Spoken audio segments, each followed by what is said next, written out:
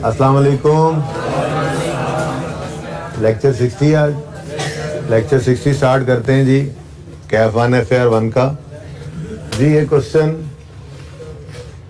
पहला क्वेश्चन हो गया था, दूसरा कर लिया था, चलें तीसरे को भी देख लिया था।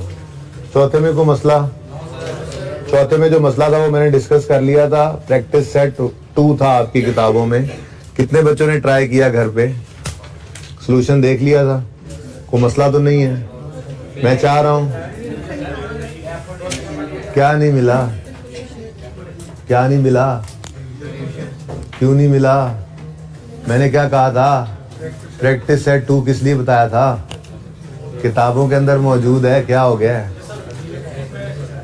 बुक में था बेटा, सिर्फ नाम बदला हुआ था, मैंने कहा था।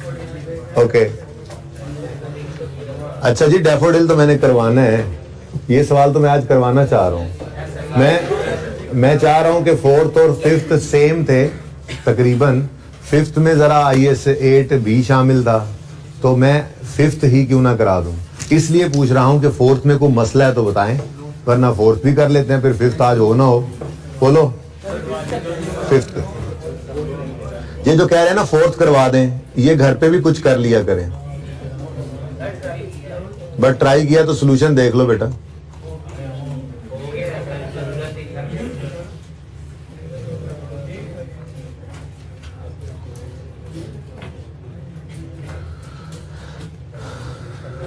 अच्छा जी, रिक्वायरमेंट है प्रिपेयर DLs। बेटा बातें अब बंद कर दें, बोलने वाले को मैं बाहर निकाल दूंगा, फजूल में बोले जा रहे हैं। Prepare DLs statement of changes in equity for the year ended 31 December 17 along with comparative figures. मतलब 16 और 17 की statement of changes in equity बनानी है। ठीक हो गया? दोनों साल की मांग ली है तो दोनों सालों की बनाएंगे तो सही। लेकिन सवाल को पढ़ते हुए पॉइंट नंबर 3 में बैलेंसेस गिवन थे, ओपनिंग या क्लोजिंग देख लेंगे। और एडिशनल इंफॉर्मेशन के पॉइंट 1 में राइट इशू, बोनस इशू, फिर राइट इशू, फिर बोनस इशू, कुछ इस तरह की बातें थी। लेकिन सवाल पढ़ते हुए आपको यह पता चल गया कि पॉइंट 2 के अंदर एक प्रीवियस ईयर का एरर भी है। और वो एरर सवाल पढ़ते हुए आपको पता लग गया था कि वो एरर शुरू हुआ है कहीं 2014 से। अब हमने कौन से 2 साल की स्टेटमेंट इन इक्विटी बनानी है? 16 और 17 की। तो 2 साल 16 और 17 के तो आ गए, जो इससे पहले वाला 15 है और 14 है, उसमें भी तो गलती है। अब 16 की गलती तो 16 की चेंज इन इक्विटी में सही कर लेंगे, प्रॉफिट पड़ा होगा। 17 की गलती को 17 में सही कर लेंगे। तो उससे पहले जो है 2 साल 14 और 15 उसको ओपनिंग। तो इसका मतलब IS 8 अप्लाई करते हुए हमें ओपनिंग को 2 दफा लिखना पड़ना था बस। तो IS 8 को एंड पे अप्लाई कर लेंगे। मेरा दिल तो ये कह रहा है कि क्यों ना हम पहले IS 1 को पूरा सवाल कर ले। ठीक है, जो जैसा पिछला सवाल था। ठीक है, यानी सिर्फ स्टेटमेंट इन इक्विटी पहले बना ले, उसके बाद फिर IS 8 भी थोड़ा सा अप्लाई कर लेंगे। लेकिन समझाया सिर्फ इस बात को इसलिए क्योंकि फॉर्मेट बनाते हुए ओपनिंग को 2 बार लिखना है। क्यों लिखना है 2 बार? क्योंकि 16 और 17 की चेंज इन इक्विटी बनानी है। लेकिन एक गलती ऐसी है जो 14, 15, 16, 17 की है। तो 16 और 17 की गलती को तो 16 और 17 के प्रॉफिट सामने पड़े होंगे, उसमें सही कर लेंगे। जो उससे पहले के 2 साल की गलती है उसको ओपनिंग में सही करना पड़ेगा, इसलिए 2 दफा लिखना है। ठीक है, तो फॉर्मेट बना लेते हैं।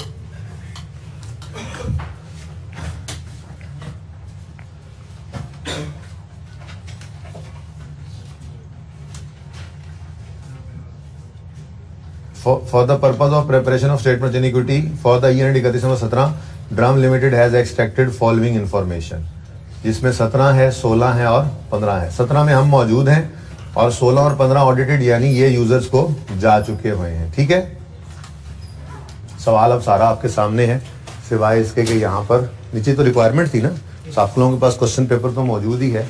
बहरहाल मैं यहाँ पे लिख देता हूँ, ये है 17, ये 16 और ये 15। ये ड्राफ्ट है क्योंकि ये अभी हमारे पास ही है, और ये ऑडिटेड है, मतलब ये वाली फाइनेंशियल स्टेटमेंट्स यूजर्स को चली गई होंगी। ठीक है जी। चले जी, सही हो गया। फिर पहले फॉर्मेट बना लेते हैं, ठीक है। लेकिन ज़रा एक नज़र डाल लें क्या कुछ है। शेयर कैपिटल है, जनरल रिजर्व्स हैं, रिटेन्ड अर्निंग्स हैं, रीवैल्यूएशन सरप्लस है, और राइट इशू हो रहा है, हो सकता है, हो क्या सकता है, 10 रुपये वाला शेयर 18 में दे रहे हैं, फिर 10 वाला शेयर 15 में दे रहे हैं, तो शेयर प्रीमियम ने भी आ जाना है। पहले नहीं भी पड़ा तो आ जाना है, इसलिए 5 कॉलम्स तो मेरे इसमें बनने हैं, और एक आधे कॉलम की जगह एहतियातन छोड़ देंगे, ठीक है। सही है, वैसे ज़्यादा तो नहीं थे, 5 ही थे ना। अच्छा चलो, टोटल का कॉलम बनाएंगे 1 2 3 4 और 5 जी। नाम बता दें बिजनेस का जी। Brahm limited. Statement of changes in equity, और मैं जरा थोड़ा सा यहीं पर ही बस कर लूं। वैसे आपने पूरा नाम लिखना है, स्टेटमेंट ऑफ। भाई ये ना एक एक नंबर काटना शुरू कर दो इनका। जो ऊपर बिजनेस का नाम नहीं लिखता, स्टेटमेंट का पूरा नाम नहीं लिखता, और ईयर एंड नहीं लिखता, ये 5 चीजें जो है ना, 5 चीजें ये जरूरी हैं। रिपोर्ट का नाम, रिपोर्टिंग एंटिटी का नाम, रिपोर्टिंग पीरियड, रिपोर्टिंग करेंसी, और लेवल ऑफ राउंडिंग ऑफ। क्या मतलब? नाम ड्रम लिमिटेड बना क्या रहे हो? Statement of changes in equity, SOCI नहीं बना रहे, statement of changes in equity. फिर ये हो गया रिपोर्ट का नाम, फिर reporting period for the year ended जो भी हो, फिर रिपोर्टिंग करेंसी रुपीज में है, डॉलर में है, फिर लेवल ऑफ राउंडिंग ऑफ 1000 में है, मिलियन में है, ये सिर्फ रुपीज में ही है। ये 5 चीजों में से कोई भी चीज कम हो, एक नंबर काट लेना, ठीक है। ओके, ये ऐसे नहीं सीखेंगे, इन्हीं को फिर 49 मार्क्स वाला मैसेज आ जाता है ऐसी हरकतें करने से, ठीक है। फॉर द ईयर एंडेड 31 दिसंबर 17, और चूंकि एरर है, वैसे तो मैंने कहा था चलो 2 लाइनें खाली छोड़ देना, एहतियातन 2 लाइनें खाली छोड़ देना जब आईए सेट आ जाए। आईए सेट क्या है? आईए सेट क्या है भाई? चेंज इन एस्टीमेट का कोई मसला नहीं था। नई चीज क्या पड़ी थी? हाँ, नंबर काटो इनके, ऐसे हर एब्रीविएशन पे। चलो इस बार वार्निंग है, नेक्स्ट टाइम से सीए करंट एसेट को लिख देते हैं, एनसीए नॉन करंट एसेट को। क्यों भाई? तुम लोगों का पेपर पास हुआ है अभी? जब हो जाए तो कर लेना ऐसे, ठीक है भाई। कि एब्रीविएशन, रिक्वायरमेंट में एब्रीविएशन यूज नहीं करने। रिक्वायरमेंट है जर्नल एंट्री, तो अक्यूमुलेटेड डेप्रीसिएशन पूरा लिखना है, एक्डेप नहीं लिखना। बात समझ रहे हो? और अगर वर्किंग कर रहे हो तो फिर जो मर्जी करो, जो दिल आए करो, ठीक है। तो रिक्वायरमेंट में बड़ा ध्यान किया करो, एब्रीविएशंस यूज नहीं करने, ओके।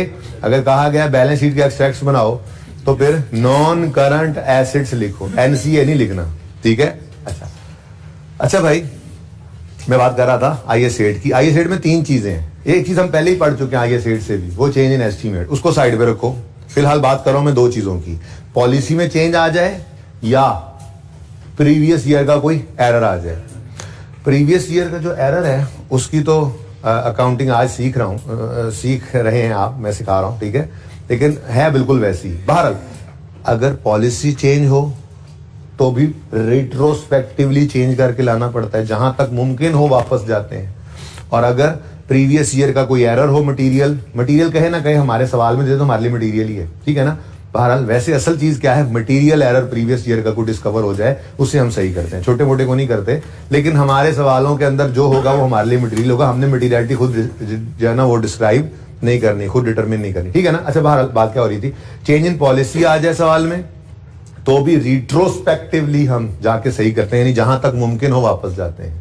ऐसे ही अगर प्रीवियस ईयर का कोई एरर पकड़ा जाए तो भी हम रिट्रोस्पेक्टिवली उसको सही करके आते हैं। रिट्रोस्पेक्टिव का मतलब होता है जहां तक मुमकिन हो पिछले सालों में वापस जाके उसको सही करो, और प्रोस्पेक्टिव वो चेंज इन एस्टीमेट था, सिर्फ करंट ईयर को सही करो और फ्यूचर को सही कर लो, ठीक है।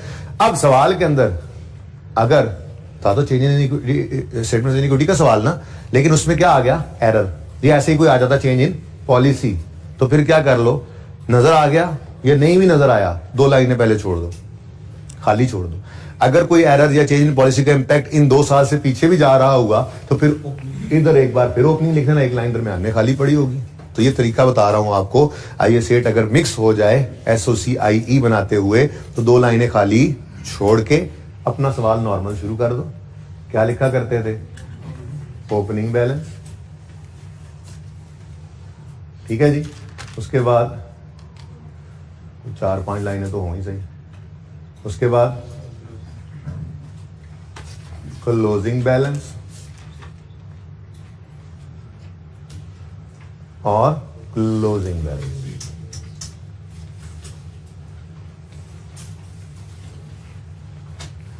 अब अगला काम, जो ऊपर रिक्वायरमेंट के अंदर ईयर एंड लिखा हुआ है उसको इधर लिख लो एज इट इज, 31 दिसंबर 2017।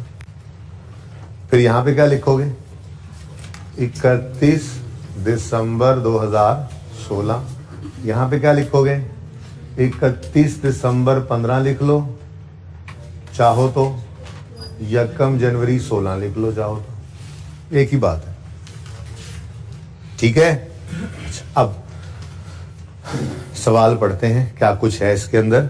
अभी IS 8 वाली एडजस्टमेंट को एंड पे कर लेंगे। IS 8 वाली एडजस्टमेंट क्या है, एडजस्टमेंट नंबर 2। इसके अलावा बाकी सवाल कर लेते हैं। ठीक है, ये 14 नंबर का सवाल तो मुफ्त का ही था।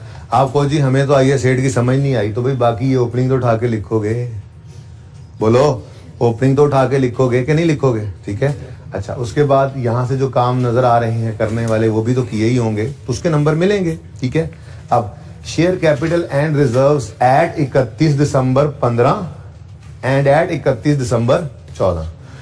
मुझे फिलहाल 31 दिसंबर 14 की जरूरत नहीं है, शायद 31 दिसंबर 15 के बैलेंसेस मिल जाए ना तो वो मेरा 1 जनवरी 16 का ओपनिंग बनता है। और 5 कॉलम्स आपने कहे हैं कि जी बना लें, तो 5 कॉलम्स बना लेते हैं। मैं एब्रीविएशंस यूज करूंगा माजरत के साथ। फिगर शेयर कैपिटल, अब एक लाइन थोड़ी सी ऊपर थोड़ी सी जगह होनी चाहिए, लेकिन आप लोग तो माशाल्लाह लिख ही लेते हैं, मुझे पता है ऊपर रुपीज इन थाउजेंड वगैरह। शेयर कैपिटल, फिर शेयर प्रीमियम की जगह भी बना लो। ये सवाल ये इसलिए कहता हूँ, सवाल 2 दफा पढ़ के फिर तीसरी बार शुरू किया करो करने के लिए। 2 दफा पढ़ने वाले को ही जहन में रहेगा ना कि 2 दफा राइट इशू हुआ है और उसमें 10 वाला शेयर 15-18 का बिका है, तो शेयर प्रीमियम ने आना ही आना है। ठीक है ना, वरना तो जगह ही नहीं खाली छोड़ेंगे आप। बहरहाल अगर ऐसा कुछ हो जाए तो एंड पे एक कॉलम की जगह तो वैसे की जगह छोड़ देते हैं आप एंड पे। ठीक है, कोई नई चीज ऐसे पकड़ में आ जाए तो एंड पे। ठीक है, अच्छा नहीं पूरा आता इस तरह सफेद तो लैंडस्केप में सवाल कर लो भाई। ठीक है ना, अच्छा शेयर प्रीमियम, उसके बाद रिटेन्ड अर्निंग्स है, उसके बाद जनरल रिजर्व्स हैं और रिवैल्यूएशन रिजर्व भी कहते हैं इसको, बताया था आपको। रिवैल्यूएशन सरप्लस, जो लिखा हो वही लिख दो, रियल सरप्लस ही लिखा हुआ है तो वही लिख दो। रुपीज इन मिलियन, सवाल का डाटा है तो मिलियन ही कर लें,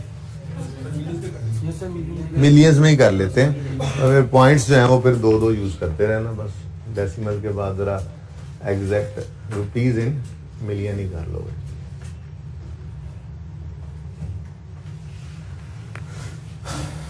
अब देखो मैंने 5 चीजें पूरी कर ली। रिपोर्टिंग एंटिटी का नाम, रिपोर्ट का नाम, रिपोर्टिंग पीरियड, रिपोर्टिंग करेंसी और लेवल ऑफ राउंडिंग ऑफ। तो ये 5 चीजें जरूरी हैं। ठीक है, आइंदा ये 5 चीजें जिसकी नहीं लिखी हुई होंगी उसके नंबर कटते रहेंगे। ठीक है, अच्छा ओके। अब मुझे ओपनिंग बैलेंसेस अवेलेबल हैं, ठीक है, वो भी लिख लेते हैं। शेयर कैपिटल का ओपनिंग देखो ना, इसने क्या बोला, 31 दिसंबर 2015। ठीक है, तो 31 दिसंबर 2015 में जो 1600 है वो हमारा 1 जनवरी 16 का ओपनिंग बन जाएगा 1600। ठीक है, ठीक है, ठीक। उसके बाद नेक्स्ट जनरल रिजर्व्स कितने हैं, 1850, सॉरी 1850। उसके बाद रिटेन्ड अर्निंग्स हैं 1430।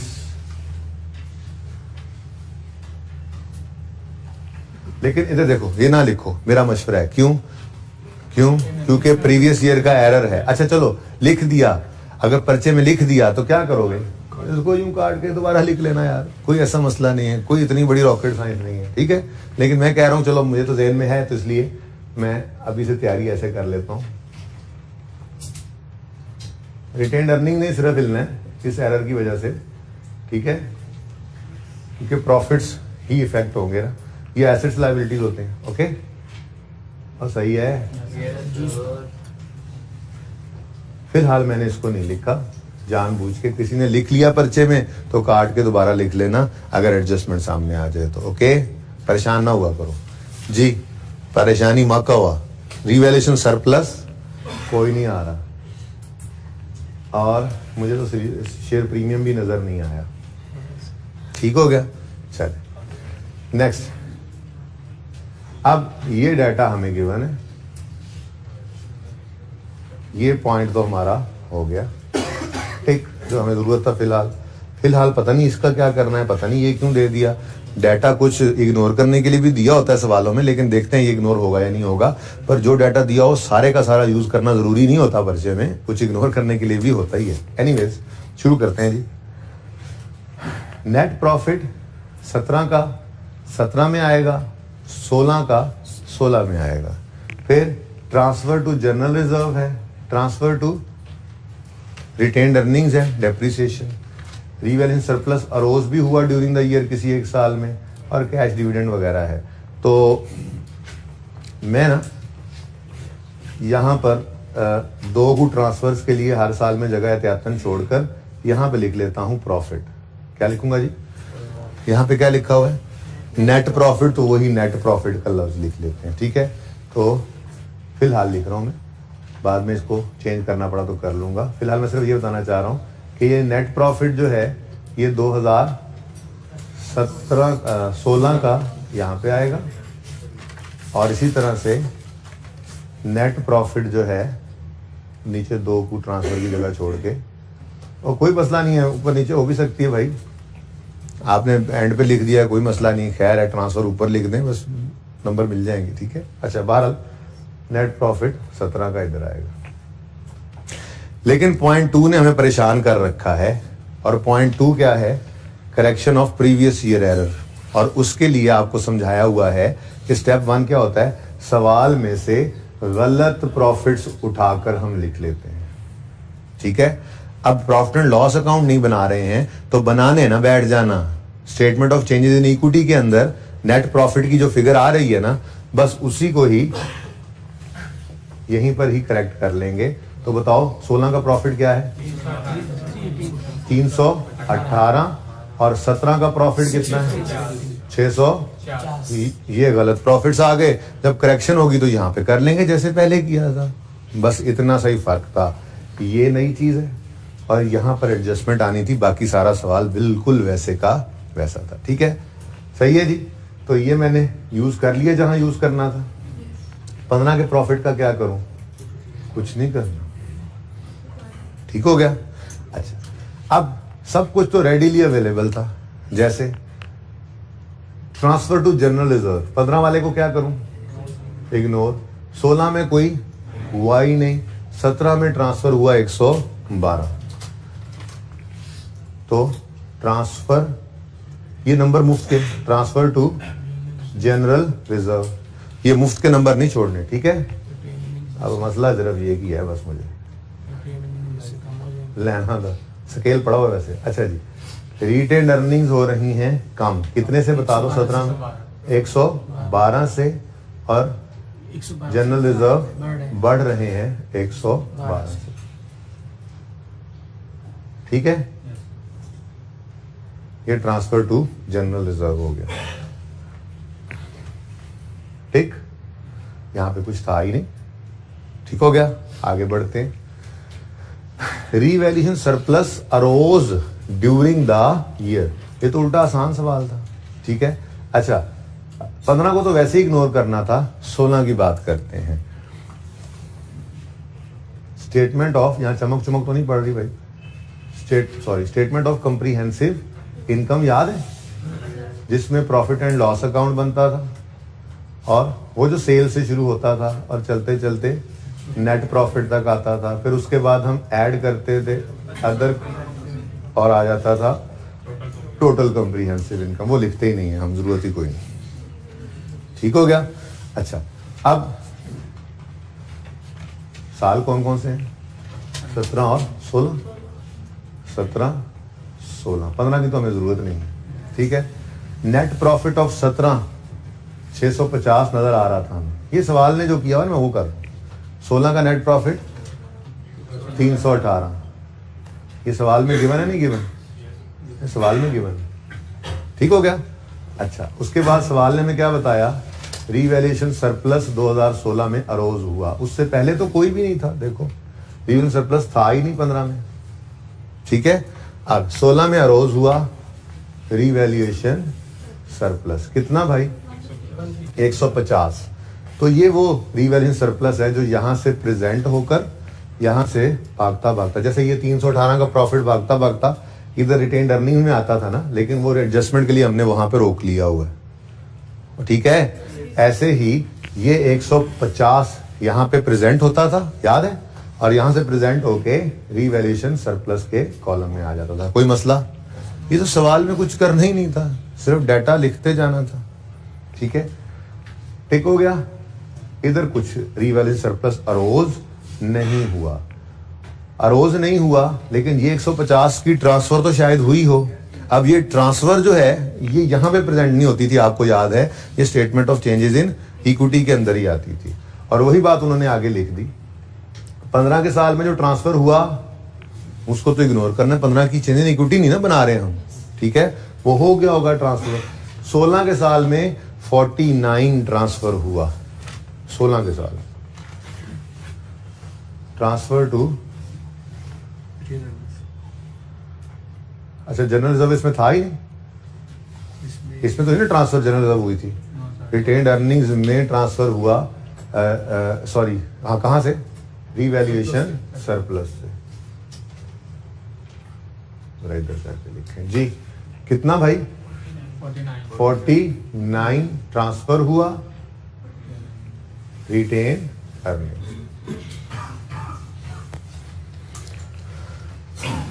अब पता नहीं यार बाकी का सरप्लस क्यों कहाँ गया, यहाँ पे ट्रांसफर क्यों नहीं हुआ, पता नहीं, कहीं कोई क्या? 49 नहीं बेटा, उसने तो नहीं लिखा हुआ कि ट्रांसफर हुआ है कुछ जनरल रिजर्व में। अगले साल ट्रांसफर होता है, सवाल में देखते हैं कोई बात करता है या नहीं करता। मुझे तो यूं लग रहा है जैसे अगले साल कोई लॉस आ गया होगा, अब वो लॉस आया होगा तो सरप्लस सारा खत्म हो गया होगा, पता नहीं अब क्या करना है, परेशानी है मुझे इस बात की, लेकिन देख लेते हैं जी। लॉस तो हो जाता है, लेकिन लॉस का हमारे सवाल में कोई लेना देना नहीं था, हम प्रॉफिट एंड लॉस अकाउंट नहीं बना रहे, ठीक है ना। कहानी कुछ इस तरह से हुई है कि मिसाल के तौर पे आप कहते हैं जी 16, पता नहीं कौन सा, 16 के अंदर 150 रुपए का सरप्लस आ गया था हमें, ठीक है। 150 का जो सरप्लस आया था रीवैल्यूएशन सरप्लस, ये 16 में था, पता नहीं कौन से एसेट में था। फिर 16 के एंड पे ये 49 ट्रांसफर हुआ और कितना बच गया जी? 101, ठीक है। अब 17 में प्रोबेबली क्या हुआ होगा कि 101 का सरप्लस खत्म होकर 0 हो गया होगा और कुछ लॉस प्रॉफिट एंड लॉस में चला गया होगा, इसी वजह से ही तो इस साल ट्रांसफर नहीं नजर आ रही मुझे, ठीक है।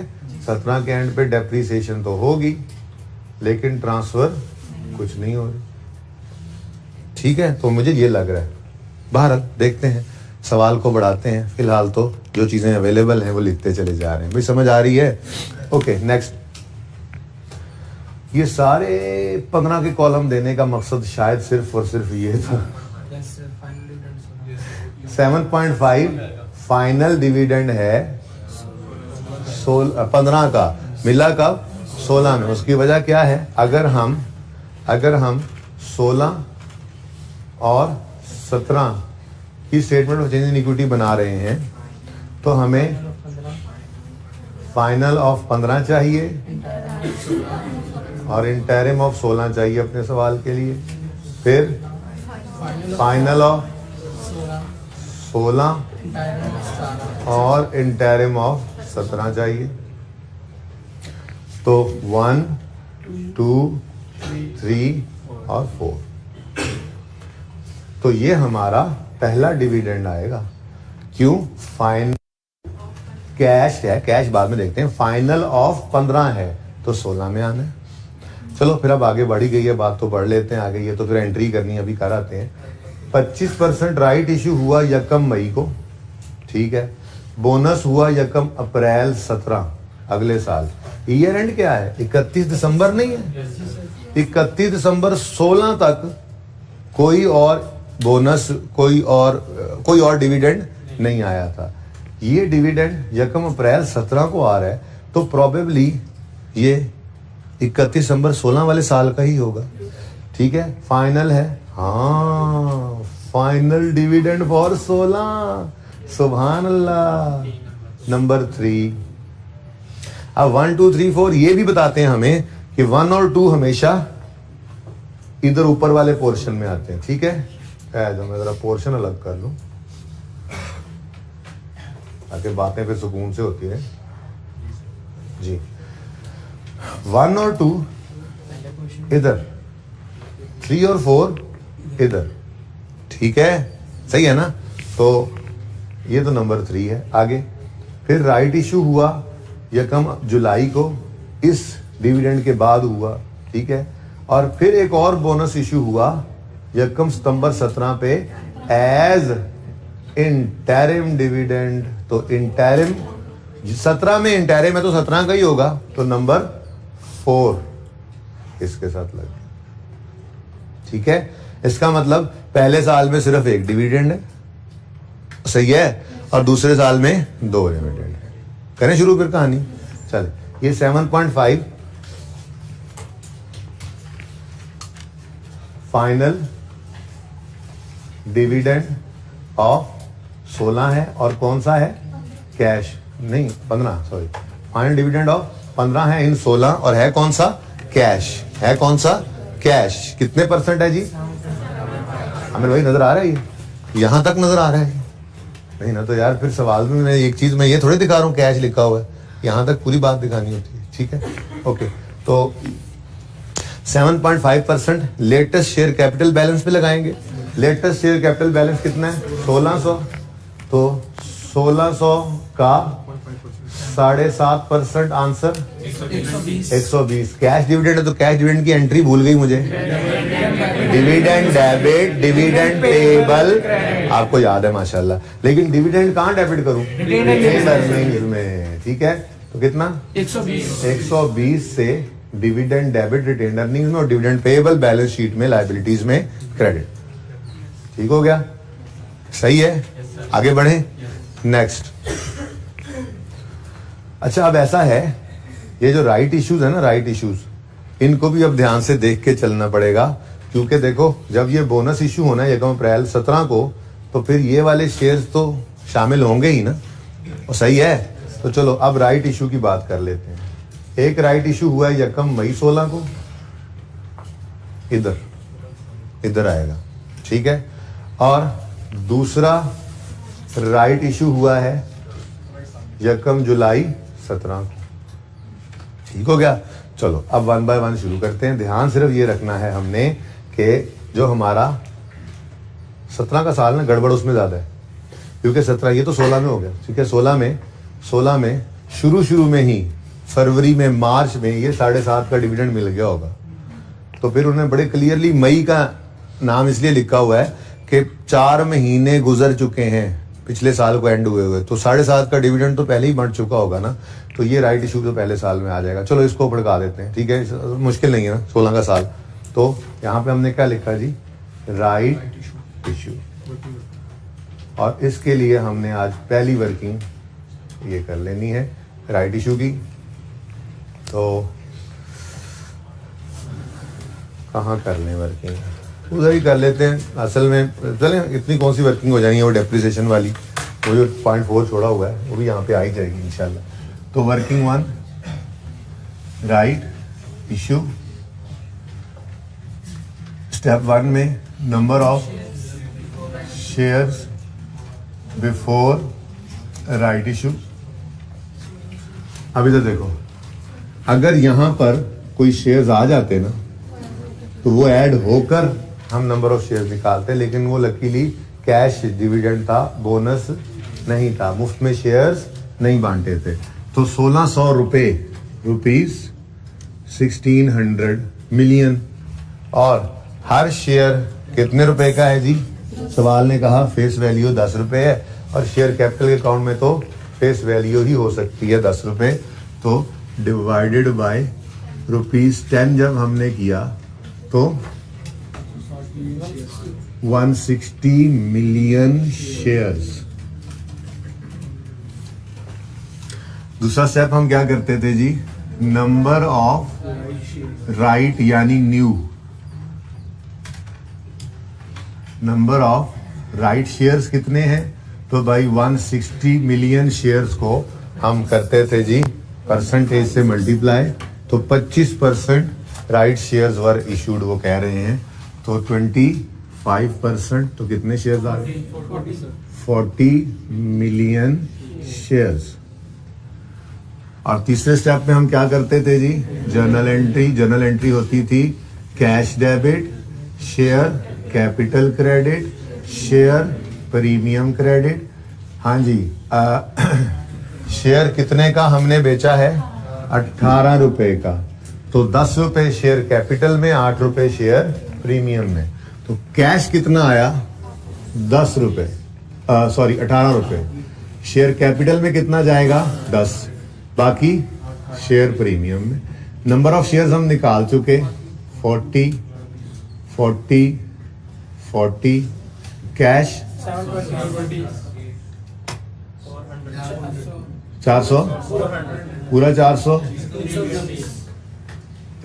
ये काम सबने सही किया होगा, इसके भी नंबर हैं भाई, ठीक है। तो ये हमारी वर्किंग 1 हो गई जी। कैश डेबिट, शेयर कैपिटल कितने से क्रेडिट? 400 से, और शेयर प्रीमियम 320 से। ठीक हो गया, चलें आगे।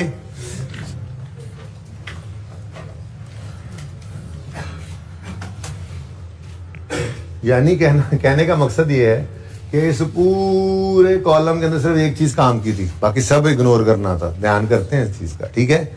अच्छा, ओके जी, ये हो गया ठीक। अब आगे आए।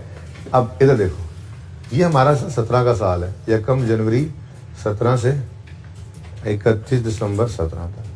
वो कह रहे हैं जी 1 अप्रैल को एक बोनस इश्यू हुआ है यहां पे। फिर उसके बाद अगली लाइन में कह रहे हैं 1 जुलाई को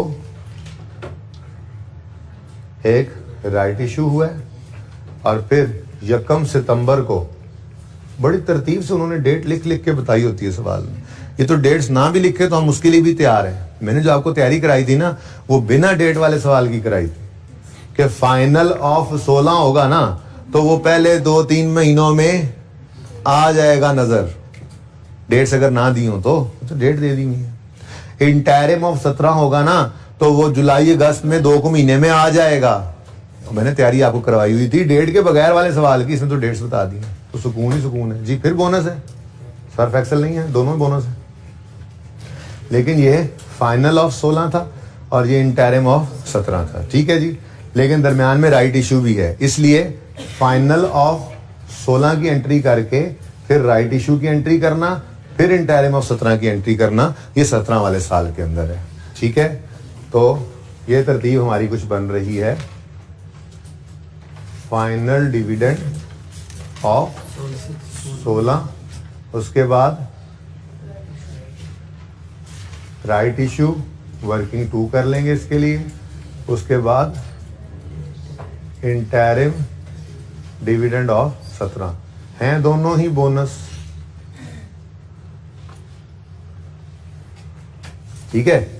तो करें शुरू। जे भाई तुहाडी मुच्छां नूं वट आ गया तो करिए शुरू। अच्छा, अब bonus issue of 10% was made. Balance चाहिए। मैं तो कहता हूं कोई जरूरत नहीं है बाकी सवाल को खत्म करने की, ठीक है। सिर्फ ये तो कर सकते हैं 16 जमा 4 और तो कुछ भी नहीं हुआ था। ये 2000 रुपए का शेयर कैपिटल मौजूद है, ठीक है। बस इस शेयर कैपिटल के ऊपर ही आपने रेट लगा देना है 10%। जी 200 की एंट्री बोलो। Retained earnings debit. आप कहोगे जी शेयर प्रीमियम से कर लें, मैं कहूंगा रहने दो यार, कोई बात नहीं। जब आईकेएप ने कहा ही है कि दोनों तरफ से नंबर एक जैसे हैं तो फिर एक ही चीज ध्यान में रखते हैं। अनलेस के सवाल खुद कह देता, सवाल ने खुद नहीं कहा तो चिल करो, अपनी पुरानी एंट्री करो। तो रिटेन्ड अर्निंग्स डेबिट, वैसे ये अच्छी कॉर्पोरेट प्रैक्टिस है, लेकिन मैंने आपको समझा दिया है। मैं कह रहा हूँ पर्चे के लिए सिंपल रखने जरा बात को, ठीक है। फिलहाल इसका नहीं पता मुझे, तो वो निकल आएगा बाद में। जी तो ये कहना चाह रहा हूँ कि भाई आपको एक देखो, मैं भूल गया कि एरर हुआ है। हालांकि वैसे मैं आईएएस 8 में सवाल खुद करवाता ना पहले, टेस्ट से पहले, तो पहले पता क्या करता, पहले मैं कहता चलो यार ये गलती होगी, पहले इसको सही करते हैं। वो गलती सही करने के असरात प्रॉफिट में डाल के वो पहले लिखता, फिर बाकी सवाल करता। लेकिन मैंने आपको इस तरह सवाल क्यों करवाया, मैं ये कहना चाह रहा हूँ आपको कि आपको नहीं आईएएस 8 वाली बात की समझ आई, तो देखो तो सही यार कितने को नंबर फिर भी मिल गए, ठीक है ना। तो सवाल को छोड़ना कभी नहीं है, फाइट तो देनी ही देनी है उस सवाल को, ठीक है, और नंबर मिलेंगे उसमें से इंशाल्लाह, ठीक है। अच्छा तो 2000 का 10%, 200 entry, retained earnings debit, share capital credit, retained earnings dividend debit और शेयर कैपिटल क्रेडिट। तो डिविडेंड को डेबिट किया रिटेन्ड अर्निंग्स। अब राइट इश्यू के ऊपर पहुंचे, तो राइट इश्यू में उन्होंने कहा यार टेंशन नहीं लेनी इस दफा, तुमने जरा एडजस्टमेंट पढ़ लो। हाँ जी, टेंशन नहीं लेनी है आपने जो राइट इशू की वर्किंग में इतने पलाल को करने की जरूरत नहीं है।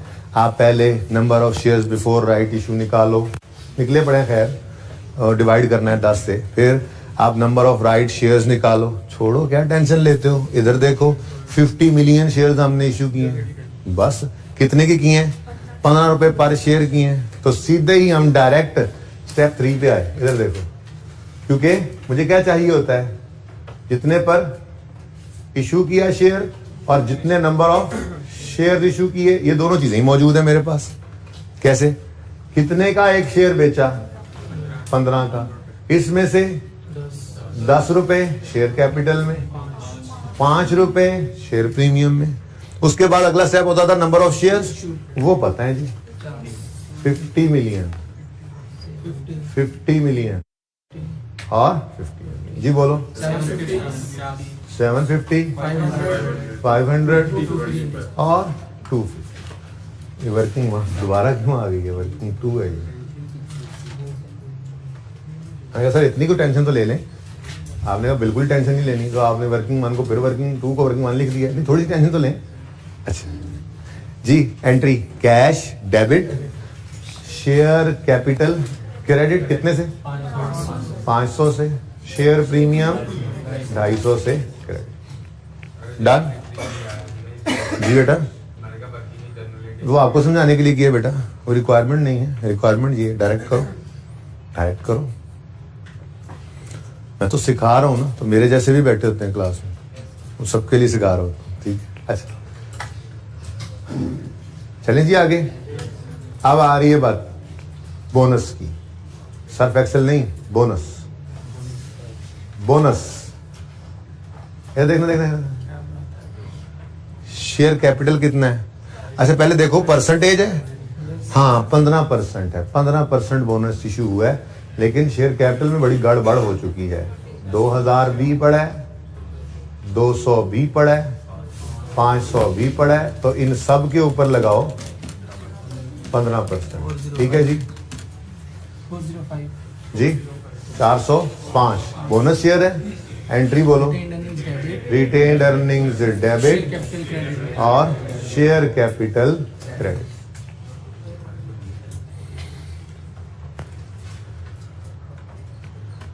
Done and done. अब बस रह क्या गया, फिर 0.2 ही रह गया अब हमारा। क्या ख्याल है,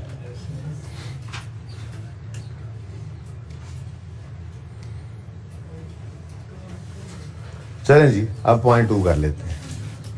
0.2 जरा पढ़ें, आप पढ़ के ना मुझे रेक्टिफाइंग एंट्री कर दें 14, 15 और 16 की, क्योंकि ये करेक्शन ऑफ एरर मैं आपको पढ़ा चुका हूं। जल्दी करें, उसी तरह से 4 साल की टाइमलाइन बनाएं और 4 साल की एंट्रीज हो, उनके साथ एक छोटी सी वर्किंग भी हो। जल्दी करें शाबाश, सब बच्चे करें।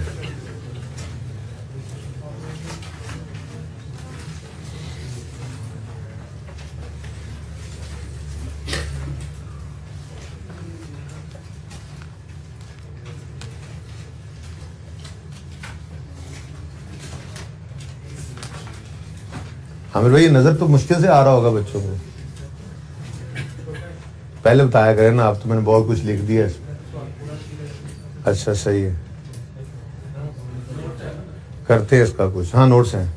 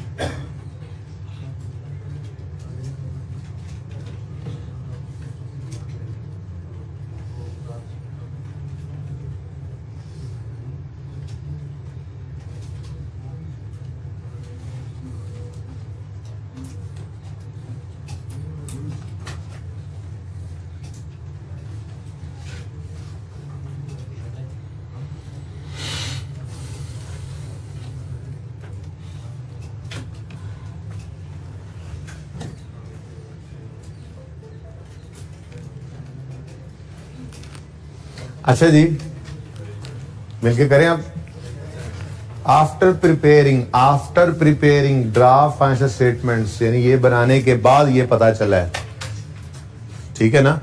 और ये ना भी कहे ना तो आइए सेट के टॉपिक में हमेशा यही अज्यूम करेंगे कि जो गलती बता रहा है ना वो गलती इस साल के अंदर भी हुई है। अव्वल तो वो ऐसे बता दिया करेगा। देखे ना, जब फाइनेंशियल स्टेटमेंट्स ड्राफ्ट ही सही बन चुकी हैं तो जो गड़बड़ पहले नहीं पता थी, गलती पहले नहीं पता थी, वो फिर होती चली गई, वो एंड तक हुई पड़ी है। बात समझ रहे ना।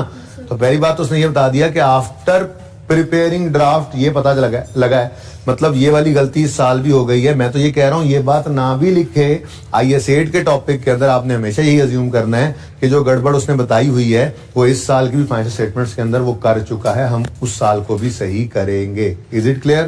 अच्छा, तो बहरहाल इस साल में जी फाइनेंशियल स्टेटमेंट बनाने का पता लगा कि डेप्रिसिएशन है एक प्लांट की जो 700 का था, 25% रिड्यूसिंग बैलेंस से उसको डेप्रिसिएट करना था, उसकी मैन्युफैक्चरिंग यकम जुलाई को स्टार्ट हुई, यानी कि कमर्शियल प्रोडक्शन उसने यकम जुलाई को स्टार्ट की, तो उसकी डेप्रिसिएशन भी उसी दिन से स्टार्ट हुई है। हालांकि प्लांट यकम फरवरी 14 से अवेलेबल फॉर यूज था, तो मतलब उन्होंने 6 महीने डेप्रिसिएट किया, करना था 11 महीने, तो गलती तो हो गई ना।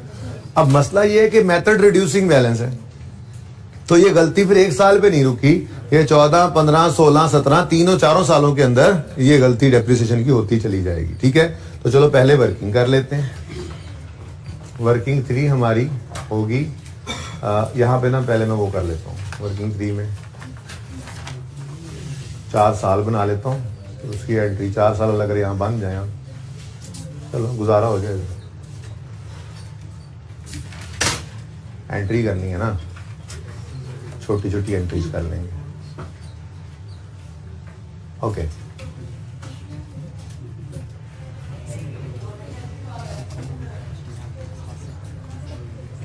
अच्छा जी,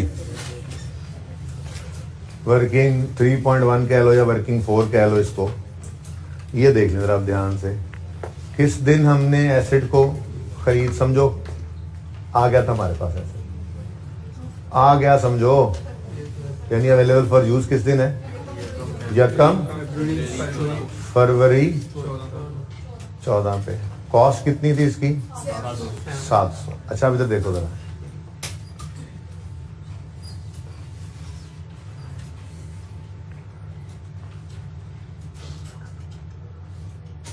अब पहले ओरिजिनल कर लेते हैं, फिर रॉन्ग निकाल लेंगे। ठीक है, हम पहले ओरिजिनल वर्किंग कर लेते हैं कि हमने क्या करना चाहिए था हमें। ठीक है ना, तो ये मैं ओरिजिनल की बात कर रहा हूँ, ये ओरिजिनल यानी करेक्ट।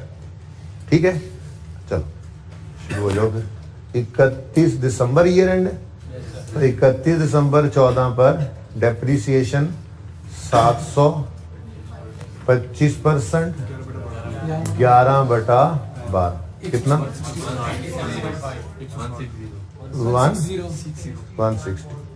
160 का राउंड कर लेते हैं। ठीक है, ये डेप्शन होगी। फिर बुक वैल्यू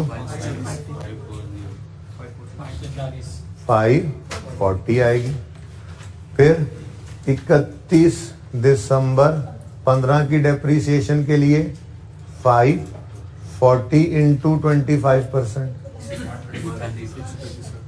135, बकाया 405 बच गया। फिर 31 दिसंबर 16 की डेप्रिसिएशन में 405 को पकड़ लेंगे, कितना? 101। Book value 304। फिर जनाबे वाला 31 दिसंबर 17 पर 304 को पकड़ लेंगे, 76, 228। ठीक है जी, ये क्या है जी? Correct original. ये होना चाहिए था, जरा देख लें, समझ में आती है बात? ये क्यों होना चाहिए था?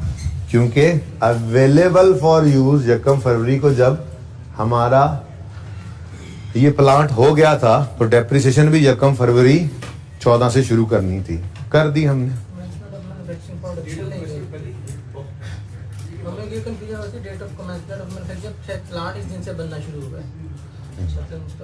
नहीं, आपकी कंफ्यूजन बहुत फजूल है। देखें, वो कह रहा है it was discovered that plant costing charge option at 25% reducing balance from date of commencement of manufacturing। Manufacturing plant की नहीं होती कभी भी, इंस्टॉलेशन प्लांट की होती है। समझ आई है ना? मैन्युफैक्चरिंग प्लांट करता है। और भाई ये बात तो कई बार इंट्रो से चलती हुई आ रही है कि 3 डेट्स पॉसिबल है। और भाई साहब इधर बात सुनो, क्या जरूरी बात है तुम्हारी उसके साथ जी? इधर देखो, 3 डेट्स पॉसिबल ही आती हैं सवाल के अंदर। एसेट आया, एसेट रेडी टू यूज हुआ और एसेट एक्चुअली यूज हुआ। ना एसेट के आने पर डेप्शन स्टार्ट होती है, ना एसेट के एक्चुअली यूज होने पर होती है, बल्कि अवेलेबल फॉर यूज जिस दिन हो जाए उस दिन से डेप्शन स्टार्ट करनी होती है। ठीक है, तो चवल आप मार के थे, गलत ना करो अकाउंटिंग के कॉन्सेप्ट में। ठीक है भाई, ये होना चाहिए था।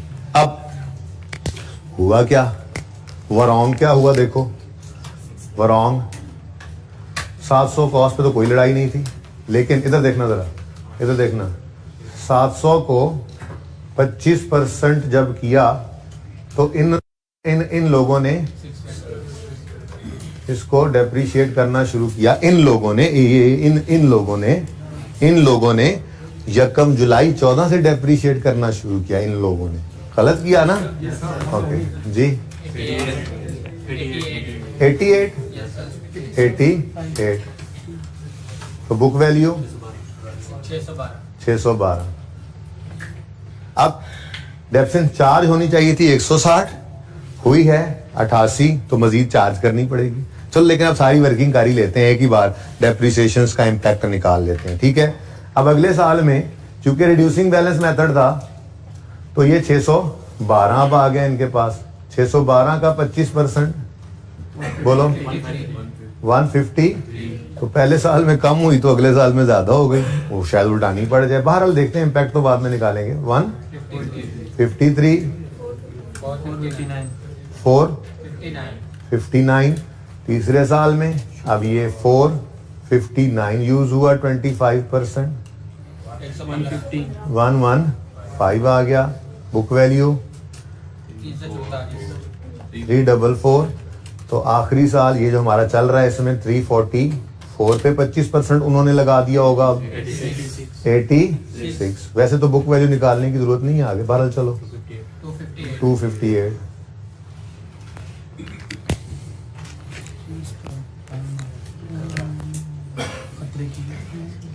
डेप्रीसिएशन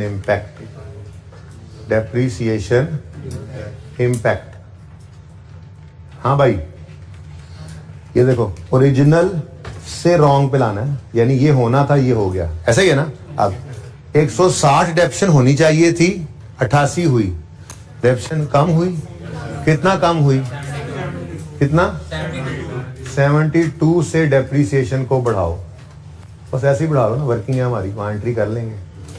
72 से डेप्शन को बढ़ाओ, हाँ भी बढ़ाओ। डेप्शन बढ़ाने की एंट्री क्या होती है? डेप्रीसिएशन एक्सपेंस डेबिट 2014, 15, 16, 17, तो डेप्रीसिएशन एक्सपेंस डेबिट एक्यूमुलेटेड डेप्शन की बजाय मैंने कहा था प्लांट को ही क्रेडिट कर दो। ठीक है, कितने से? 72 से depreciation expense debit plant credit, done, बढ़ा लिया हमने डेप्शन को। ठीक है, आगे बढ़ो। माना ऐसा सवाल नहीं था, लेकिन इस जैसा चेंजिंग पॉलिसी भी तो इस जैसा ही था, तो थोड़ा सा दिमाग ही लगाना था। बहरहाल ये मैंने IAS 8 में सवाल कराना था, मैं कहा चलो टेस्ट के बाद करा दूंगा। ठीक है, अब देख लो ना कितना कुछ, सिर्फ 2 फिगर्स अभी रहती हैं बस जो निकलनी है, बाकी तो सब कुछ हमने सवाल में कर लिया, नंबर तो सारे ले चुके हैं IAS 1 से। ओके, तो मिक्सचर तो ऐसा ही होता है बस।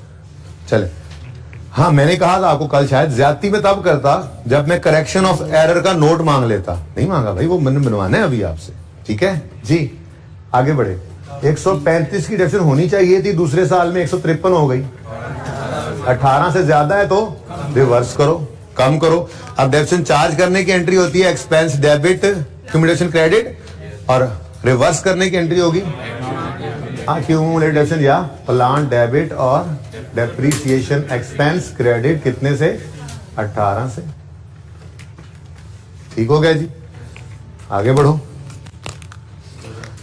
101 की डेप्शन होनी चाहिए थी, 115 की हो गई, 14 रुपए से ज्यादा है तो फिर आगे अब हर साल रिवर्स ही होनी, क्योंकि पहले साल में ज्यादा चार्ज कर गए थे ना हम, ज्यादा चार्ज हमने करनी थी ना। ठीक है, तो उन्होंने कम की थी, तो फिर बुक वैल्यू ज्यादा बढ़ने की वजह से अगले सालों की डेप्शन उनकी ज्यादा आती रही, हमारी अगले सालों की कम है। बहरहाल फिर 14 से रिवर्सल है, तो प्लांट डेबिट और डेप्रीसिएशन एक्सपेंस क्रेडिट 14 से, अभी 14वां 17वां का साल भी रहता है, और 76 चार्ज होनी चाहिए थी, 76 होनी चाहिए थी, 86 चार्ज हो गई, तो 10 से ज्यादा है तो रिवर्स करो। समझ आ गई सबको?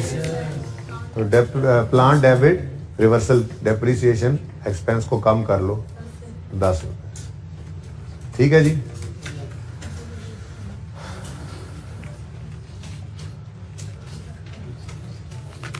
लो भाई, अब डायरेक्ट काम करना है। बैलेंस शीट हमने बनानी नहीं कि प्लांट वाले इंपैक्ट को पकड़े, हमें तो चाहिए सिर्फ एक्सपेंस या इनकम का इंपैक्ट। तो यहां पे एक्सपेंस है हमारे पास, वो भी कौन सा? Depreciation expense. ठीक है, 17 वाले साल की गलती 17 में सही हो जाएगी, 16 वाले साल की गलती 16 में सही हो जाएगी, उससे पहले जितने मर्जी साल हों वो। ठीक है, तो इसीलिए ये जगह छोड़ी थी, इसी दिन के लिए। तो यहां पर हमने ओपनिंग को दोबारा लिखा, ओपनिंग बैलेंस 31 दिसंबर 15 लिखा हुआ है आपने, तो फिर वही लिख लो। जख्म में 16 लिखा तो फिर वही लिख लो, फर्क कोई नहीं। ठीक है, कर लो गल पाए, तुसी कर लो फिर। अच्छा पाए, ठीक है। ये देखो भाई, ये जो रिटेन्ड अर्निंग्स थी ये 1850, इनको हम ले आएंगे। अच्छा, गलत चीज को बोल, वो रही 1430 है, पक्की बात है। ये 1430 यहां पर आ गया, यहां पर आ गया। अब ये जरा रिपीट कर दो फिर।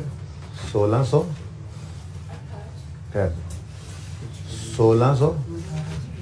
0 1850 0, सिर्फ इसमें चेंज आनी क्योंकि प्रॉफिट हिट हो रहे हैं।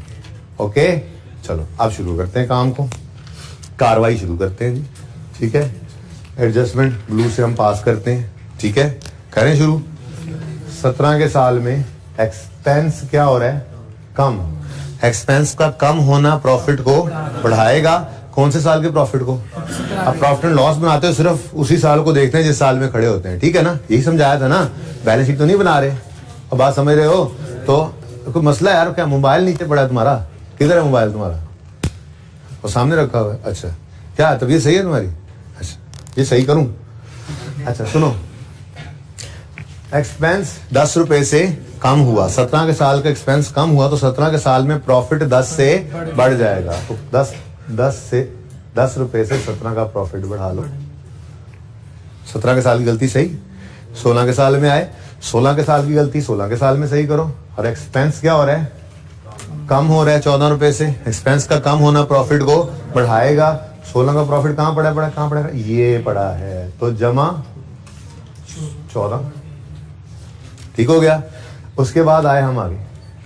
ठीक है, प्रायर ईयर एडजस्टमेंट जो है उसके अंदर 2 साल आ रहे हैं तो ब्रैकेट में वर्किंग कर लेते हैं। ठीक है, रिलैक्स हो। एक्सपेंस 72 से बढ़ गया। एक्सपेंस का बढ़ना प्रॉफिट को, प्रॉफिट का कम होना माइनस के साथ 72 ही है ना। अगले साल आए, ओ एक्सपेंस तो कम हो रहा है, अगले साल में एक्सपेंस का कम होना प्रॉफिट को बढ़ाएगा। अब वो अगला साल भी उधर ही है। ठीक है, तो प्रॉफिट का बढ़ना पॉजिटिव 18। अब नेट में क्या आ रहा है? माइनस। नेट में माइनस है तो 54 माइनस यहां पे लिख दो, और यहां पे हम लिख देंगे प्रायर ईयर एडजस्टमेंट। अब चेंज इन पॉलिसी की वजह से भी यही लिखा था, आज एरर की वजह से भी यही लिख लिया, इसीलिए जनरल सी बात हमने पक्की बना ली हुई है। चलो भाई बताओ भाई 13। लेकिन एक मसला होगा, वो मसला ये है कि सरताज ने चल पड़ना है, फटाफट यहां लिख दो रीस्टेटेड, क्योंकि सरताज के पास तो ये 1430 पहुंचा हुआ है। ये 1430 15 वाले साल की फाइनेंशियल स्टेटमेंट्स का है जो कि ऑडिटेड है, और सही है ना, तो फौरन रीस्टेटेड लिखा आपने। ठीक है जी। अच्छा, उसके बाद भाई और क्या हुआ? हाँ, ये नेट प्रॉफिट अब चेंज हो गया 332। सही तरह से बोल दो ना, 330 ऐसे बताइए मसला क्या है इनको बेचारों को। अच्छा सुनो, 332 देखते हुए भी सरताजी तलवार अभी हाथ में ही है। क्यों? क्योंकि वो 318 देख रहा है। शुक्र है बानो भी थी, तो यहाँ पे रीस्टेटेड लिख दिया। ठीक हो गया जी। और अब भाई सवाल मेरे ख्याल से खत्म हो चुका है। कितना? 1637। अब ये 1637 के साथ भी आपको लिखना पड़ेगा रीस्टेटेड, क्योंकि 16 के साल की भी ऑडिट होकर उसके पास पहुंच चुकी हुई है। ठीक है, उसने यहाँ बैलेंस दिया, उसके पास तो पड़ी होंगी। ठीक है, तो यहाँ पे तीसरी बार तो हम ये नोट कर रहे हैं कि अगर statement of change in equity बनाए ना तो रीस्टेटेड 3 बार आता है, मैक्सिमम 3 बार। देखो मिसाल के तौर पे अगर सिर्फ 2 साल की गलती होती 16 और 17 की, तो फिर ये ओपनिंग 2 बार ना आता। ओपनिंग सही होता, सिर्फ यहाँ पे हम रीस्टेटेड लिखते इस प्रॉफिट के साथ और इसके साथ। ठीक है, 2 दफा लिखते। इस साल की गलती के साथ तो वैसे ही रीस्टेटेड नहीं लिखते हम। क्यों? बोलो क्यों? ये तो अभी हमारे पास ही पड़े हैं, ड्राफ्ट है, तो ये किसी के साथ उसने मैच करके नहीं देखना। 60 बनता है भाई, ਤੁਹਾਡਾ 70 कितना बन गया पता नहीं। अजीब लोग बैठे हुए। अच्छा, दवाई नहीं ना ली बेचारे ने। कल तो आओगे ना?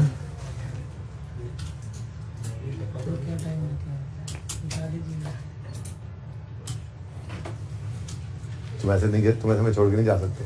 अच्छा, फिर पहले साल में कोई ट्रांसफर नहीं आई थी तो ये 1850 ही आ गया, और ये पहले साल में 101 है। तो अल्लाह ने फौरन मुझसे बदला लिया, मतलब अल्लाह ने फौरन मुझसे सबक सिखाया। इस पे ऐसा था ना यार, कीड़ा किधर गया, ये की में 670 660 है, फौरन मैंने यहाँ पे 111 लिख के गलती की। तो आगे बढ़े। अच्छा जी, उसके बाद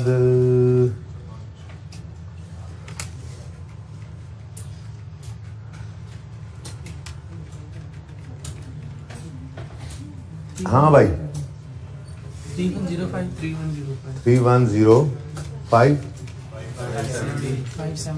570 हाँ 1580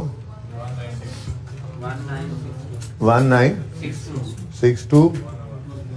अच्छा, इस पे थोड़ी सी बहस फिर किसी वक्त कर लेंगे, मैं इस पे थोड़ा सा देख लेता हूँ। सवाल ने कुछ ट्रांसफर नहीं कराया, रीवैल्यूएशन का जिक्र भी कोई नहीं हो रहा, तो मुझे नहीं समझ आ रही कि मैं कैसे ये वाली बात अज्यूम करूं। मैंने आपके साथ जी बेटा 16 की हुई है, नहीं 16 की रीवैल्यूएशन हुई थी और 16 में 49 ट्रांसफर भी हुआ है। अब 17 के अंदर अगर होता तो बेटा यहाँ पर उसने डाटा लिखा तो हुआ है। कहाँ से वहां से? नहीं 25% किसको? आप ये कहना चाह रहे हैं कि हम 25% लगाएं और इस पहली गलती भी करें और फिर सही भी करें? ना तो उसने ये लिखा हुआ कि मैंने गलत को चार्ज किया, ना ही ये लिखा हुआ है कि इसको रिवर्स किया। 650 तो प्रॉफिट है ना बेटा, किसको लेस करें? नहीं, लॉस में ये कह रहा हूं कि मैं ये बात आपके साथ कर रहा था, मैं ये कर रहा था कि ये अज्यूम कर सकता हूं, लेकिन फिर मैं आपको ये भी कह रहा हूं ना कि सवाल में कहीं पे कोई इशारा दिया ही नहीं हुआ, तो मैं ये सारी बात कैसे अज्यूम कर लूं? मेरा दिल नहीं मानता इसको।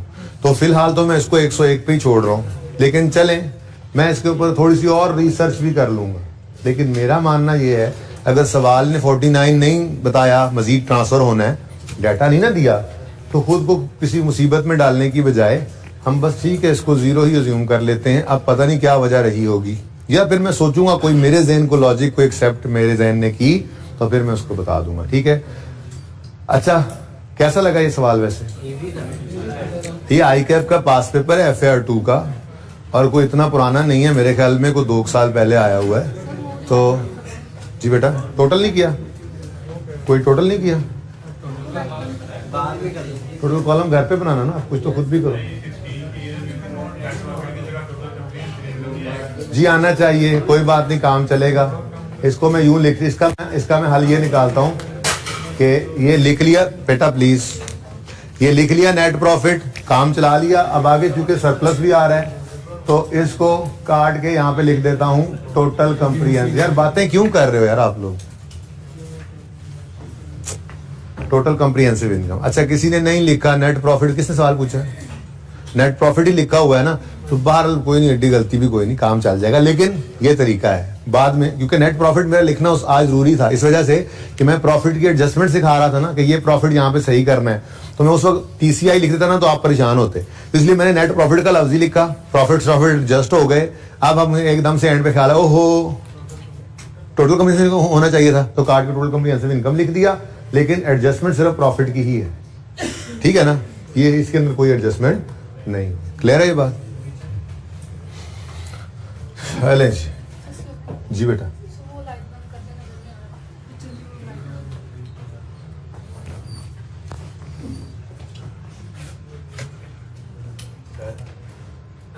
करते हैं कि जो चीज हमें नहीं बताई वो सही हुई है।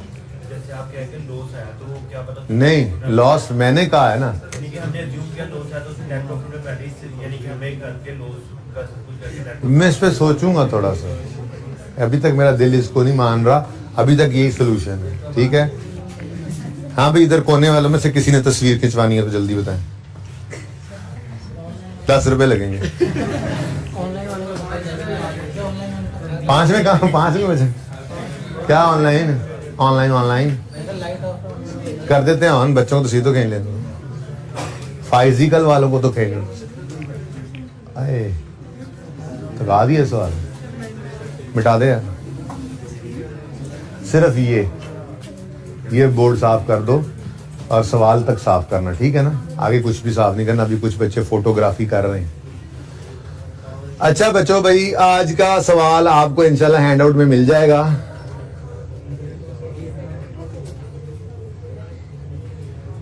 और वो सवाल है ICAP का क्वेश्चन बैंक। अभी तक हैंडआउट के अंदर ही आपको चैप्टर मिलता रहेगा, आपको पता है बस।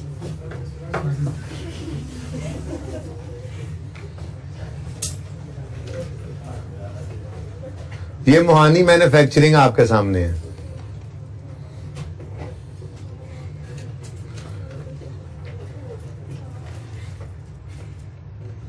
ये आपको जब बुक मिलेगी तो उसमें क्वेश्चन बैंक का क्वेश्चन नंबर 2 होगा आपके सामने, लेकिन फिलहाल तो आपको मैं लेक्चर नोट्स में ये सवाल दे दूंगा, ठीक है जी।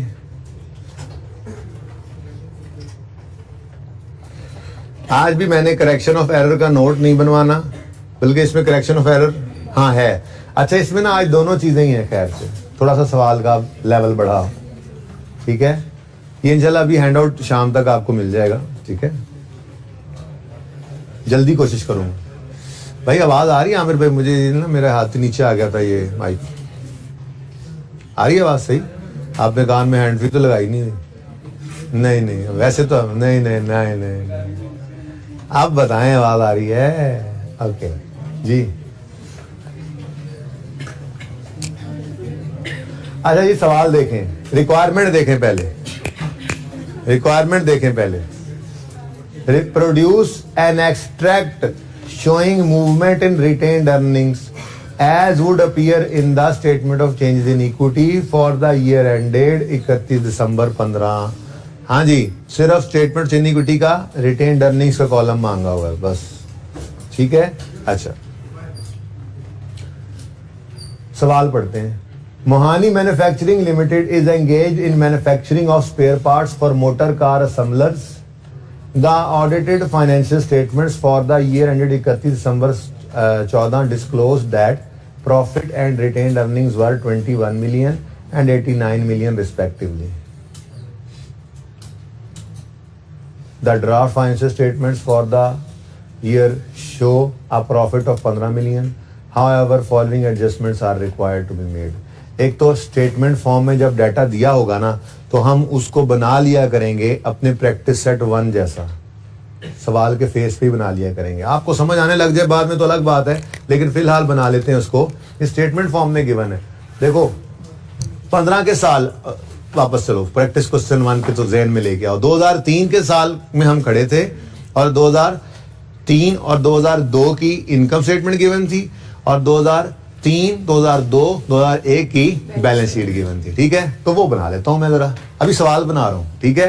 तो जरा सवाल को बेहतर करने के लिए थोड़ा, भाई वो लाइट अब ऑन कर देना फिर, ठीक है, वहां से कर दो। ओके, सवाल को जरा बेहतर कर रहा हूं। यहाँ कोई चमक चुमक तो नहीं पड़ रही है, जगह बदल रहा है भाई तू, ना वाकई बदल लिया, थोड़ी एडजस्टमेंट किया करो अपनी जगह पे, जो मेरे आसपास जगह भी खाली है जी। ऑनलाइन वालों को नहीं ना पड़ रही चमक, वो मैंने कैमरा वाले भाई से पूछ लिया है, इसलिए आप लोग अपना काम सही करें, उनको मैं उनका बंदोबस्त, क्योंकि वो यहाँ पे है नहीं, बंदोबस्त कर लेता होता हूँ। अच्छा जी, अब ये देखें भाई कुछ भी नहीं कर रहा, कुछ भी नहीं कर रहा, मैं ये कह रहा हूँ कि सिर्फ ये डाटा जो स्टेटमेंट फॉर्म में गिवन है ना, इसको जरा प्रैक्टिस क्वेश्चन 1 की तरह से बना लें, ठीक है। प्रॉफिट एंड लॉस अकाउंट हमें दिया गया था, एक्सट्रैक्ट, ठीक है, और कौन कौन से 2 साल थे? 2002, नहीं वो 2 साल थे, अब यहाँ पता नहीं कौन से, ये तो पता ही नहीं है, देख लेते हैं, ठीक है। उसके बाद बैलेंस शीट के एक्सट्रैक्ट्स थे, और वो बैलेंस शीट के एक्सट्रैक्ट्स थे जिसमें डाटा हमें 3 साल का गिवन था, कुछ ऐसा था। अब अपने सवाल को देखते हैं, हम किस साल में खड़े हैं? 31 दिसंबर 15 हमारा साल है, ठीक है। तो ये 2015 और 2014 वैसा डाटा बना रहा हूँ बस, ऐसे ही। अभी तो मैं टाइम वेस्ट कर रहा हूँ अभी, क्योंकि ये सवाल भी आपको मैंने होमवर्क में देना है, लेकिन सारा कुछ डिस्कस करके फिर कल आके पहले आधे घंटे में ये सवाल करेंगे। यानी कि हम हर सवाल को ना इंशाल्लाह कोशिश करेंगे 2 दिन में किया करें।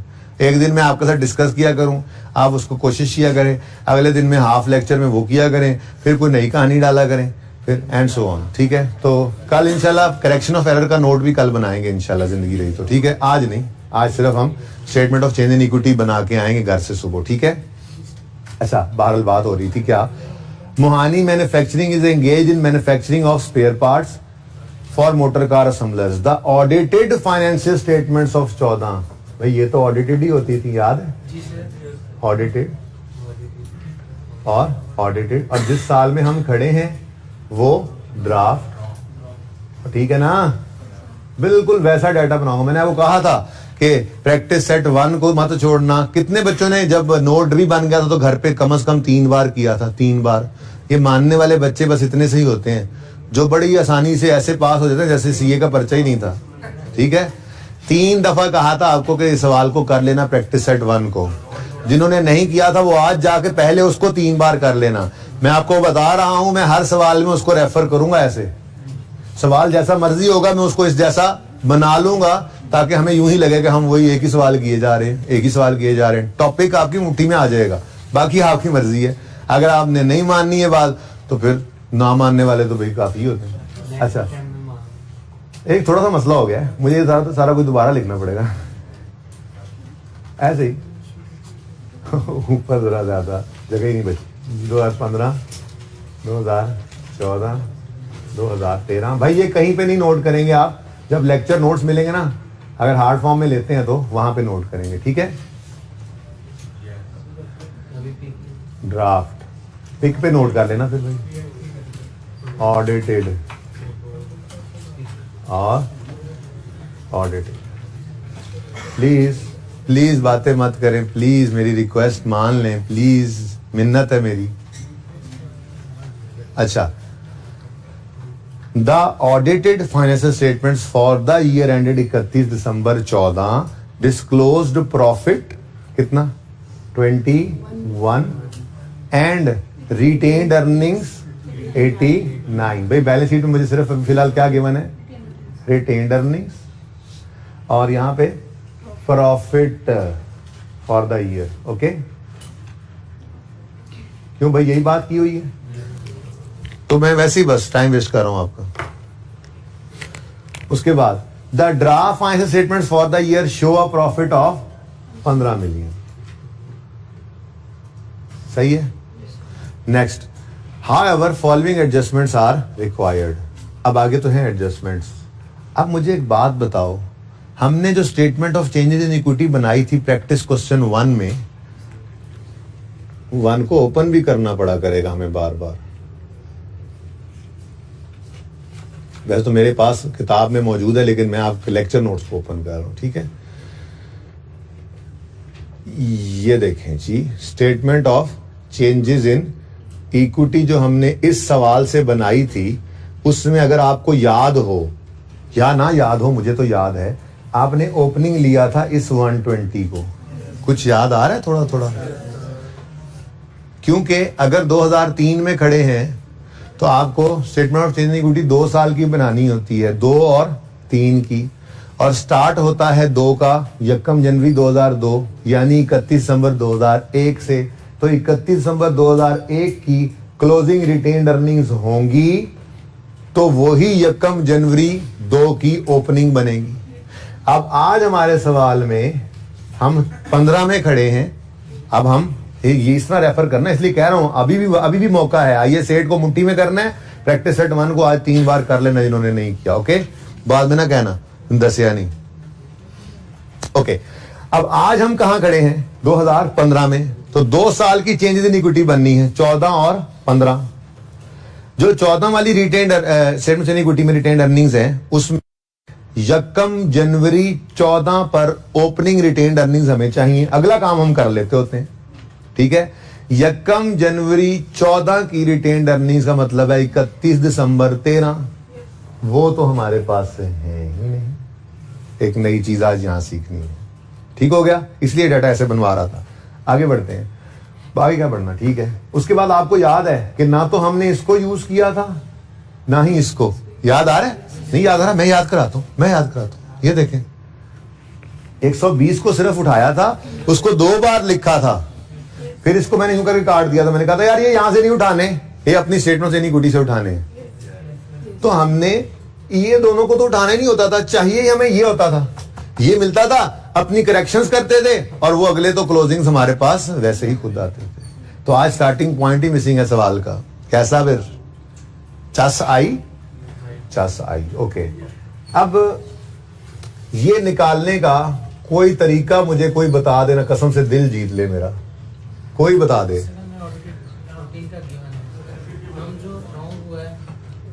रहन दे, कोई और कोशिश करे। और यार ये मैंने पढ़ाया अभी हैं, 4 भी कह दो, नहीं पढ़ाया ना भाई। बस सवाल इतना ही है, मुझे बताओ इसका बैलेंस कैसे। हाँ, इसी से ही होगा, इससे बाहर नहीं जाना अभी। बोलो, कोई तो बता दो, कोई तो दिल जीत लो मेरा। ये कैसे निकालें? एसेट इक्विटी कहाँ है? एसेट इक्विटी, एसेट कहाँ है एसेट? क्यों? अच्छा आप इधर देखो, आप सुनो मेरी बात। रिटेन्ड अर्निंग्स का लेजर बनाना आता है आपको कि नहीं आता?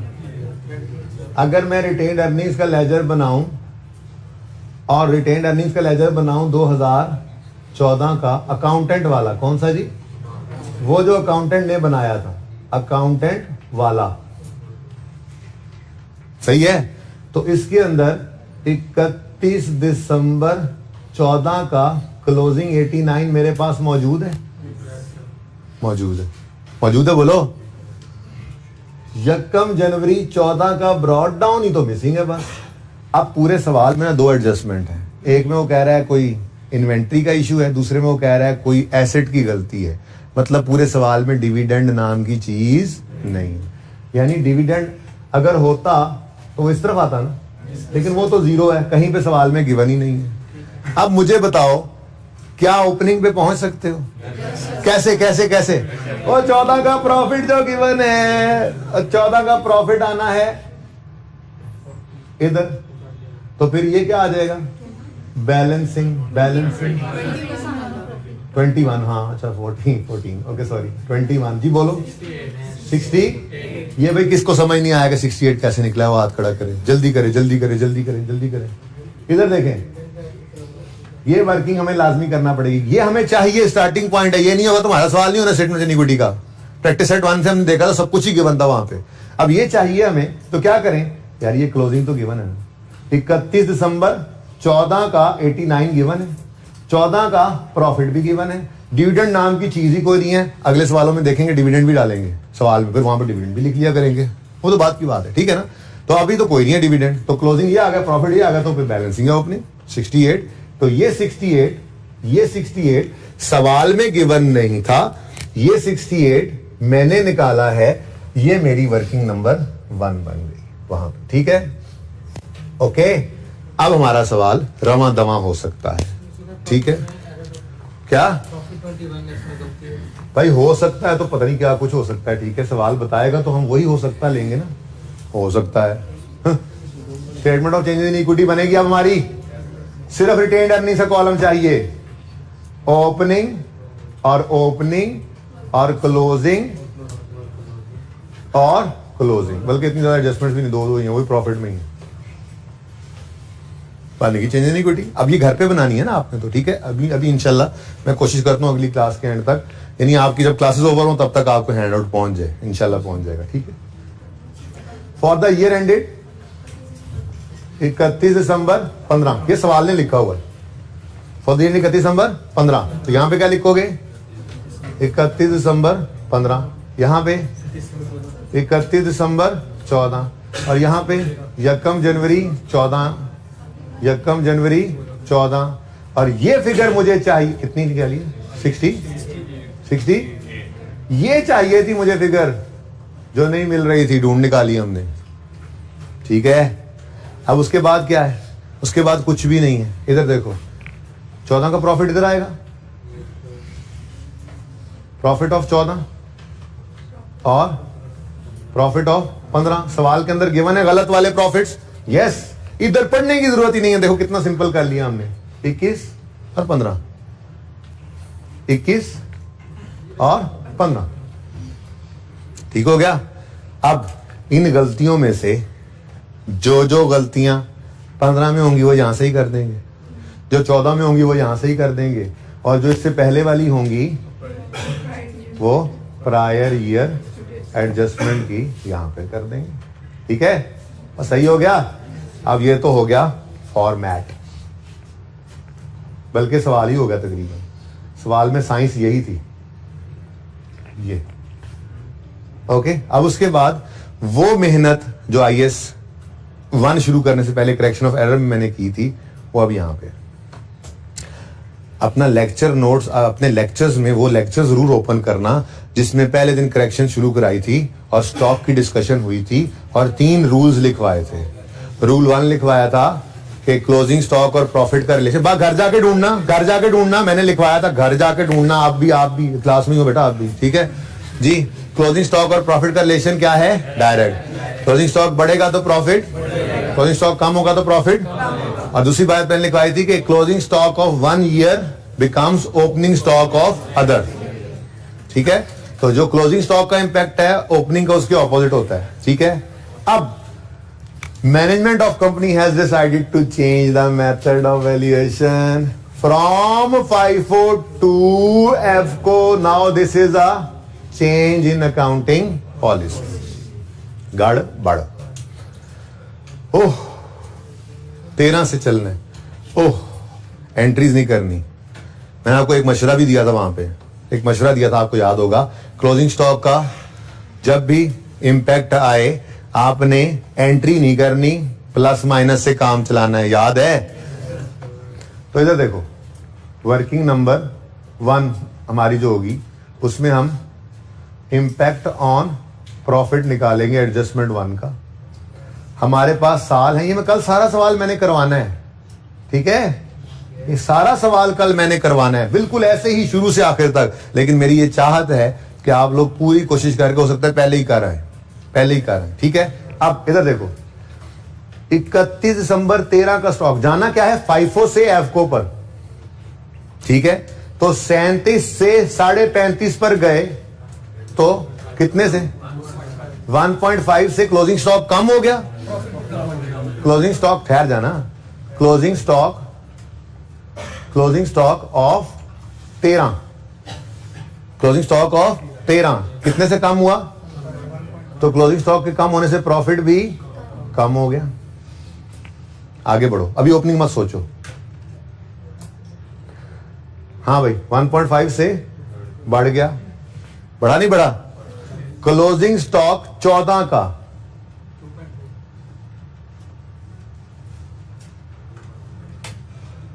एक लाइन छोड़कर, क्लोजिंग स्टॉक ऑफ 14 1.5 से बढ़ गया 2.2 से बढ़ गया, तो 14 का प्रॉफिट 2.2 से बढ़ जाएगा। 15 का स्टॉक 4 रुपए से कम हो गया तो क्लोजिंग स्टॉक ऑफ 15 अगर 4 से कम होगा तो 15 का प्रॉफिट। यहां तक को मसला? अच्छा यहां तक को मसला। अच्छा अब देखो देखो देखो 13 का क्लोजिंग 14 का ओपनिंग बनेगा, सिर्फ साइन बदल दो। 14 को ओपनिंग 15 क्लोजिंग बने, 14 क्लोजिंग 15 का ओपनिंग बनेगा, साइन बदल दो। ये तो आगे जाना है, ये इंपैक्ट निकला है। साइन इसलिए कि क्लोजिंग स्टॉक का बढ़ना प्रॉफिट को बढ़ाता है ना, तो ओपनिंग स्टॉक का बढ़ना प्रॉफिट को कम करता है। ओ इतना नहीं सोचना जिंदगी में, क्लोजिंग ही याद रखना है बस, ओपनिंग का ऑपोजिट। ठीक है, ये कल रूल दोबारा लिखवाऊंगा। प्लस इसी इंपैक्ट वाली वर्किंग में ना ये डेप्रिसिएशन की छोटी सी गलती है, इसको भी कर लेना। अब यहां से निकलेगा आपका इंपैक्ट 3 साल का। 15 वाले इंपैक्ट को 15 में सही करोगे, 16 में प्रॉफिट नेट में बढ़ा या कम हुआ 16 में सही करोगे, और ये 14 में, और ये 13 वाला ओपनिंग में। इंशाल्लाह आप बना लोगे ये चेंज इन इक्विटी, मुझे अल्लाह की राह से उम्मीद है। घबराना बिल्कुल नहीं है, क्योंकि ये सवाल मैंने खुद करवाना है कल। अल्लाह हाफिज।